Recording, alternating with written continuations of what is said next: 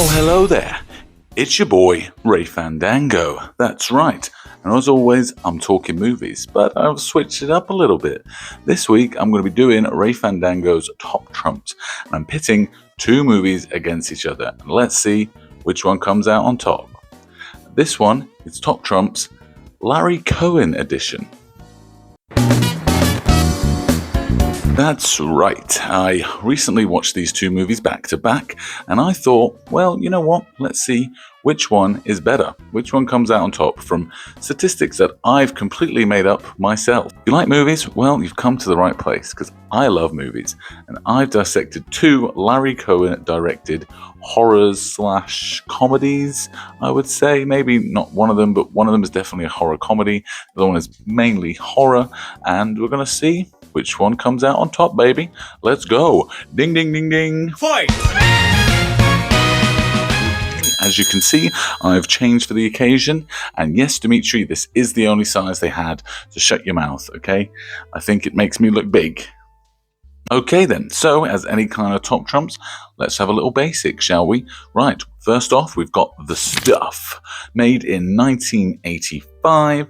This one is a horror comedy, and it very much leads into the comedy. I've got to say, it's a little bit out there, it's a little bit wild. The actors that we have in it is a man called Michael Moriarty, someone that I've not heard of before, Paul Sorvino, who is from Goodfellas, Garrett Morris, who you probably know from Two Broke Girls, and then actual brothers, Scott and Brian Bloom, which I thought was quite interesting because you don't really see two relatives in a movie before. And the runtime is a nice and tidy 1 hour and 33 minutes. Next we have Q, The Winged Serpent. This one was made a few years prior, 1982, and it's about an ancient creature coming and attacking New York. So it does actually, it sounds a bit silly, but it does try to be a little bit more serious with this one. The actors, we have Michael Moriarty again. I don't know, maybe some sort of muse for Larry Cohen. David Carradine, who was Bill in Kill Bill. I mean, how cool can that be? I mean, I was watching that, I was like, I recognize that guy.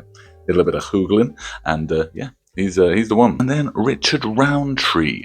So he is from the original Shaft, which I think Samuel Jackson did a remake of. I've not watched either of them, but you know, he seems to be well established. And again, which I thought was quite interesting, it's got a runtime of 1 hour and 33 minutes.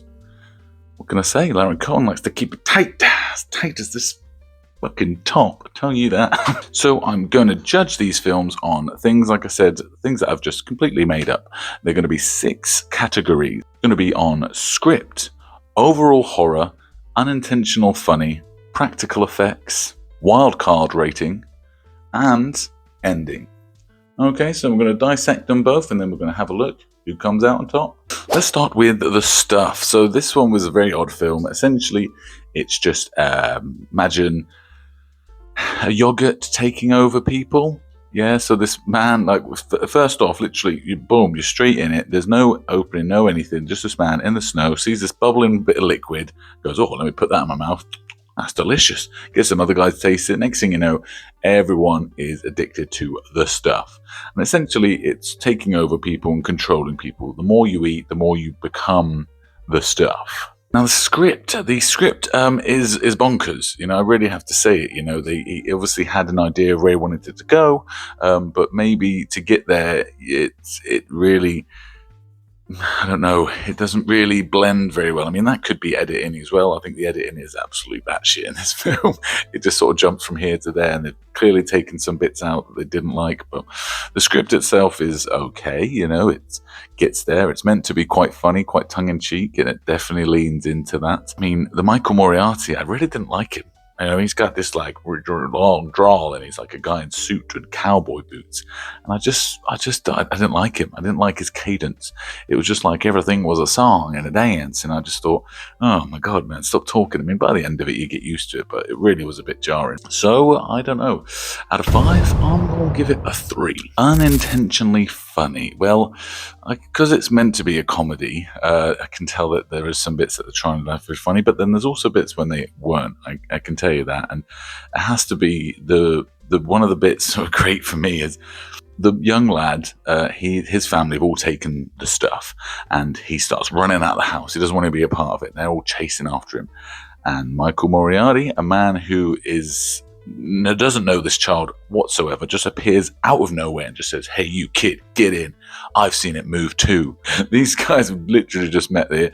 Kid just hops in there, and guess what? The kid just stays with the guy. Kid just stays with Michael Murray. The whole thing. He just, we just ignore the fact that he's essentially kidnapped this kid. I mean, willfully, but he has just kidnapped this kid, and I just found it very odd. Got to give it a 4 out of 5. You know, it definitely. There was moments where you couldn't tell if he was writing it for funniness or if it was really just that crazy. Overall horror. So was it scary? Did it give me the heebie-jeebies? Was I like, oh please, I never want to see a yogurt or sour cream ever again? Not really. The idea of it is obviously frightening. I mean, I think it's meant to be a play on society and how we're all sort of being brainwashed, and if you're not part of everyone and doing what they're doing, then you're an outsider and you're going to get it eventually. But it didn't really give me the heebie-jeebies. There were some scenes that I think the practical effects were quite interesting, you know, with people's faces caving in and stuff. That was interesting, a bit gross to look at, but yeah, it didn't scare me. I give it 2.5 out of 5. The practical effects. Now, it's very interesting this because they obviously try to use early CGI, so there is a little bit of green screen here and there, and you know, it is very noticeable. But then they do try and be very practical effects. Like I say, the guy with his face caved in, I love that. Like, and it was from like a punch, because what happens, I think, is once you get this goo inside you, you sort of become a husk. So one punch would just punch a man's face clean off. And then you've got other practical effects where this goo sort of shoots out of a bed and sprays this man while he's like, and it clearly just sort of turned the camera and it's just pouring down. So, you know, at first glance, cool. Watch it too long, you can just tell what the effect is. So I don't think it's really that great. But for the face falling off, I'm going to give it a 3.5. Wild card rating. Pow, pow, pow. That's essentially, how mad is this movie? How obscure is it? How, you know, deranged is it? How 80s is it, shall we say? I mean, that's ultimately, maybe that's probably what I should call it, but we're sticking with wild card, baby. I think it, like I said, I think it's kind of like a take on The Blob. It's one of those things where there's just this mass of goo that you ingest and you become a part of it. I mean, there's no law. It doesn't tell you where it came from or anything like that. You're just strapped into the ride and it's just chucked in there. It is pretty quick. Things go pretty quickly. Like, it does not mess about. Within a few seconds, like I say, the man eats the goo. Everyone is eating goo. People are taking over the goo. Then they're trying to get rid of the goo. So, or the stuff, should I say. Still think I'm just going to give it a 2.5. Solid right down the middle. Nothing too crazy, I think, compared to some of the stuff I've seen. And finally, the ending. What a thing. It's a bit underwhelming. It really was. Like, I was strapped in for the wild ride, but then eventually what happens is they meet a guy who has got his own militia, and he sort of takes over a radio station and just tells everyone to burn the goo, get rid of the goo, you know, stop getting rid of the stuff. The stuff, I should start calling it the stuff, really, shouldn't I? Get rid of the stuff. Hate the stuff, burn the stuff. And everyone just starts burning the stuff, and there you go, there you have it. And then there's like a sneak bit where these guys have got like a stash of the stuff, and they're like, oh, you know, it's still out there. And of course it is, because if everyone's mind controlled, then it's only certain people that haven't been mind controlled that are going to hate the stuff, but there's still people out there. And I don't know, it just felt a bit meh to me. So I'm just only going to give that a 2 out of 5. Okay, so that's the stuff for you. What we're going to do now is I'm going to go whop on over to Q, the Winged Serpent, and then we're going to see them side by side. Which one wins? Which one comes out top trump? You get it? Yeah. All right then, so let's go for Q, the Winged Serpent. Now, they've called it Q because the full monster or creature is called a quaxolotl. Yeah, you have to Google that one. I'll put it on the screen for you, actually. And people have, you know, trouble saying it in the movie, and everyone knows my history, so I'm not going to say it, I'm just going to call it Q. But I do like the lore.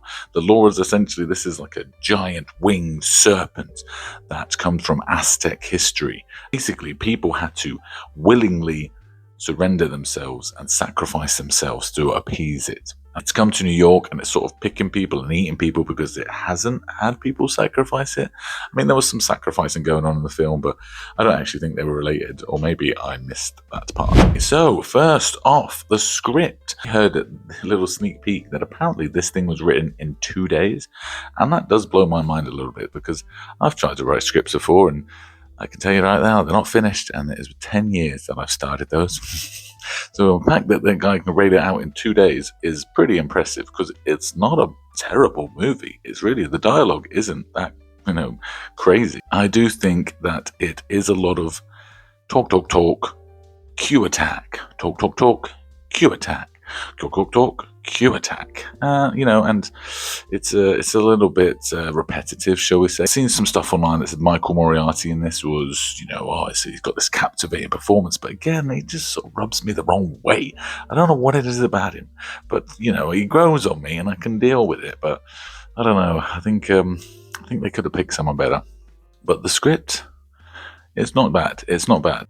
So I'm going to give it a 4 out of 5. Unintentionally funny. Okay, so there are moments that are meant to be a little bit tongue-in-cheek. 'Cause I do think the Moriarty guy it's his character. He's a bit aloof. He's a bit of there's a bit where he's sort of playing the piano and he's playing it really badly, but I think he's pretending that he can play it really well. And that scene goes on for a little bit too long, but it is quite funny. But that's intentional.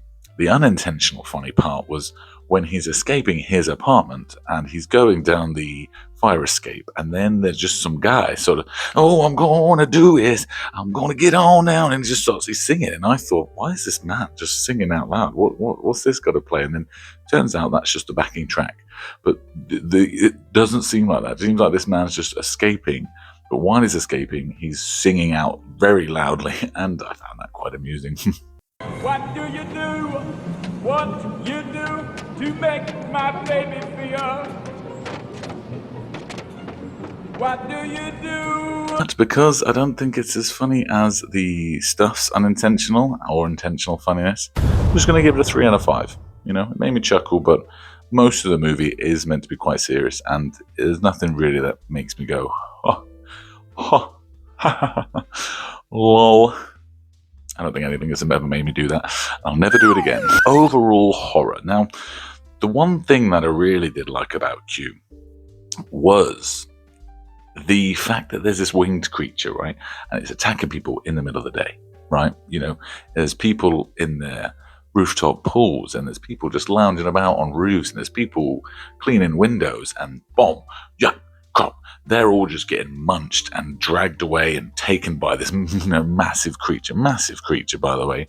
And I just like that, being afraid of open space during the day. Not many films can do that. They always try to be dark and mysterious and stuff and that. This is like, broad daylight, mate, your head's getting chomped.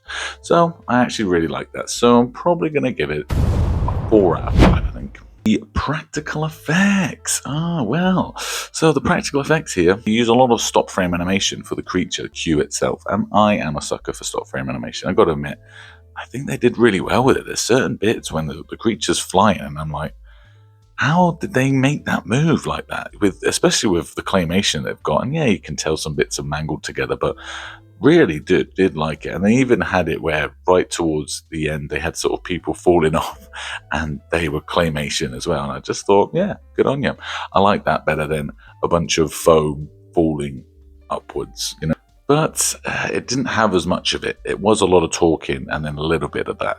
So I think because of that, I'm going to give it a 3.5. Wild card rating. Pow, pow, pow, pow. That's right. So how obscure is this film? So I've heard of the stuff and I've seen the stuff. It sort of popped up on my radar a bit, that kind of thing. But I've never heard of Q, the Winged Serpent. And I think it's such a wild thing that this guy basically, Larry Cohen, basically has heard of this beast and just went, I'm going to make a fucking movie out of this. Went into his hotel room, probably did a fucking shit ton of cocaine, and wrote this mad film where this thing just attacks New York City and people don't know what's going on, and there's rituals and there's people getting sacrificed, and yeah, so I think it's a little bit wild. It is, and even Moriarty's character is sort of a low-life crook, but then he gets into a diamond heist that goes wrong. And I'm like, there's bloody layers. This is an onion right now.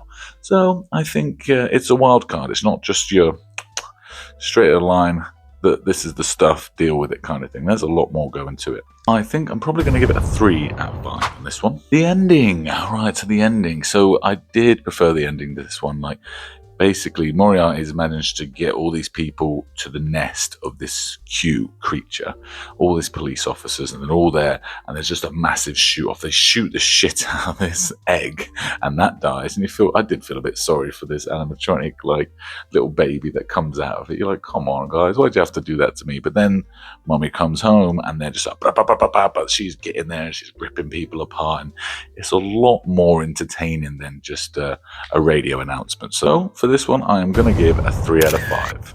Okay, folks, so I think that is all of it. So let's get the scores together, see who's won Ray Fandango's first Top Trumps Larry Cohen edition.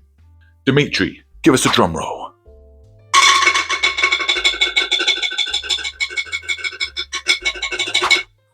Ding, ding, ding. That's right. Q is the winner, folks. I think it makes sense. Even though it came out beforehand, and it's probably the reason why I got the stuff, I don't know. I think it had a little je ne sais quoi about it. And yeah, as much as I do like the wackiness of the stuff, like, it is definitely a film that, I might sit around with my mates and have a few brewskis. And Q, the Winged Serpent, was a genuinely sort of gem that I found, and I really enjoyed. There we have it, guys. Q, the Winged Serpent, is the winner of Ray Fandango's first Top Trumps Larry Cohen edition. So tell me, do you think that was right? Have you watched either film? Do you have a favorite out of these two? Do you think I'm being mad, or do you humbly agree with me that Q is definitely the better film here?